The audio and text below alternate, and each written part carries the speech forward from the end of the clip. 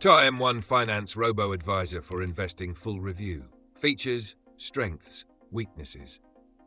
Links to M1 Finance are in the description if you want to check it out. M1 Finance is a hybrid robo-advisor and brokerage platform designed for hands-off investors who still want some control over their portfolios. Unlike traditional robo-advisors, M1 allows you to create custom investment pies, which are essentially portfolios made up of stocks and ETFs.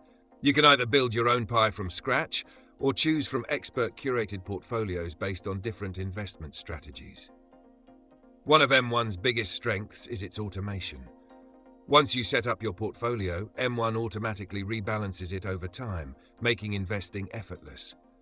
It also offers fractional shares, allowing you to invest with as little as $1, and an option for automatic deposits, ensuring you consistently contribute to your portfolio. Additionally, M1 Plus, a premium membership, provides perks like lower margin rates and a second daily trading window. The platform is ideal for long-term investors, particularly those following a passive investing strategy. However, it's not the best choice for active traders, since M1 does not support real-time trading, options, or mutual funds. Another drawback is the lack of tax loss harvesting, a feature available in many competing robo-advisors.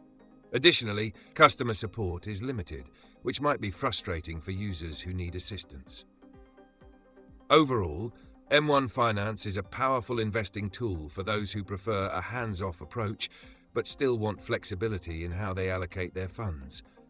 It's especially well suited for those who believe in long-term wealth building through diversified portfolios.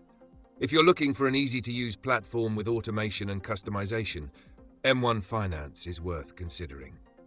Check out the links in the description if you're interested. Let me know in the comments what you think about M1 Finance and if you've had any experience with it. Thanks for watching, and don't forget to like and subscribe for more investing reviews.